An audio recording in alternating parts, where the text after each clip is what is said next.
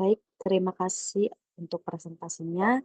Perkenalkan saya Delis Monika Manurung. Di sini saya akan mempresentasikan budgeting dari mata kuliah Personal Finance. Selanjutnya, oke, di sini saya akan membahas tentang pentingnya mengelola keuangan pribadi. Yang pertama, kita masuk ke definisi budgeting atau anggaran yang biasa kita sebut. Anggaran adalah suatu laporan yang menunjukkan perkiraan, pendapatan, pengeluaran dari tabungan di masa depan. Anggaran itu dibuat berdasarkan beberapa perkiraan, yaitu pendapatan sebagai sumber arus kas masuk dan juga pengeluaran sebagai sumber arus kas keluar. Nah, mengapa budgeting itu sering terjadi? Alasannya yang pertama, setiap kita punya uang saku atau gaji itu merasa sering cepat habis. Nah, yang kedua itu hal ini terjadi karena pengeluaran tidak direncanakan dengan baik. Nah, yang ketiga, kita perlu mengendalikan keuangan pribadi kita. Selanjutnya kita masuk ke fungsi anggaran. Yang pertama anggaran adalah laporan perkiraan pendapatan, pengeluaran, dan juga tabungan di masa depan. Nah, anggaran itu membantu mengetahui kondisi keuangan pribadi kita, dan yang ketiga membantu merencanakan langkah untuk mengontrol pengeluaran. Selanjutnya kita masuk ke arus kas masuk atau cash inflows. Yang pertama sumber arus kas masuk itu ada dari gaji, dan yang kedua itu sumber lainnya bisa berupa bunga tabungan di bank, dividen saham, dan juga pendapatan sewa properti. Lalu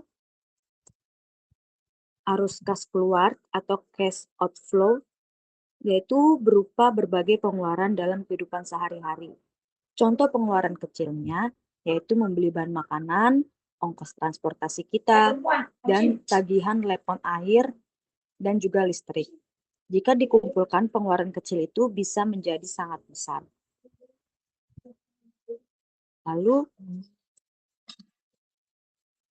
Lalu pentingnya mencatat pengeluaran. Yang pertama itu pengeluaran kecil itu kadang sulit kita kontrol. Dan yang kedua itu mencatat transaksi juga membantu mengetahui total pengeluaran kita. Dan yang ketiga, dengan begitu kita juga bisa lebih mudah mengelola keuangan kita. Lalu bagaimana cara membuat anggaran? Biasanya membuat anggaran itu memerlukan 3 langkah. Nah, yang pertama itu mengidentifikasi bagaimana kita membelanjakan uang saat ini. Jadi kita rinciin total pengeluaran kita yang dilakukan pada saat ini, lalu kita evaluasi pengeluaran yang kita belanjakan dan juga menetapkan tujuan yang sesuai dengan tujuan keuangan jangka panjang, misalnya dengan menabung atau juga investasi. Dan yang ketiga, melacak pengeluaran agar tetap sesuai dengan rencana, agar pengeluarannya kita itu tidak melebihi dari perkiraan yang kita tulis. Nah, perangkat elektronik seperti handphone, kalkulator, buku harian, atau laptop juga dapat digunakan untuk mencatat pendapatan dan pengeluaran kita. Nah, kita juga dapat membuat laporan keuangan pribadi agar dapat dengan cepat mengetahui kondisi keuangan kita. Namun juga kita jangan membebani diri kita dengan mencatat setiap pengeluaran secara berlebihan. Lalu kita membahas tentang faktor yang mempengaruhi arus kas. Faktor yang mempengaruhi arus kas masuk biasanya yang pertama itu tahap karir meningkat, yang dimana semakin tinggi posisi jabatannya, biasanya gajinya pun akan lebih besar. Yang kedua itu jenis pekerjaannya, semakin spesifik pekerjaan yang dia lakukan, maka juga pendapatan yang diperoleh akan meningkat. Dan yang ketiga, jumlah anggota keluarga yang bekerja. Nah, semakin banyak jumlah anggota keluarga yang bekerja, maka pemasukan bisa menjadi bertambah. Lalu faktor arus kas keluar, yang pertama ukuran keluarganya. Biasanya semakin banyak keluarganya, maka pengeluarannya juga akan lebih besar.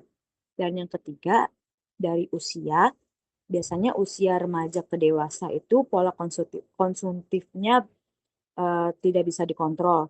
Dan yang ketiga itu pola konsumsi. Semakin kita boros, maka pengeluaran pun semakin tidak bisa terkendali. Lalu, mengapa perlu membuat anggaran?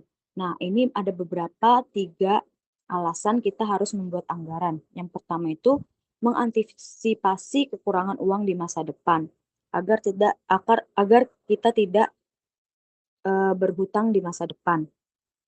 Dan yang kedua itu memeriksa keakuratan perencanaan keuangan kita, dan yang ketiga itu memprediksi arus kas bersih di masa depan. Lalu kita masuk ke kesimpulan. Dalam laporan arus kas pribadi, kita mencatat pendapatan dan pengeluaran yang sebenarnya. Namun, untuk mengetahui arus kas di masa depan, kita dapat memperkirakan pendapatan dan pengeluaran tersebut. Laporan arus kas yang dibuat berdasarkan perkiraan ini disebut dengan anggaran atau budget. Anggaran membantu kita mengetahui apakah pendapatan itu cukup untuk menutupi pengeluaran di masa depan. Jika pengeluaran itu lebih besar daripada pendapatan, kita harus mencari cara untuk menutup kekurangan tersebut, misalnya dengan meminjam uang atau menggunakan kartu kredit. Sekian, terima kasih presentasi dari saya. Bila ada kesalahan kata mohon dimaafkan. Sampai bertemu di pertemuan berikutnya. Terima kasih.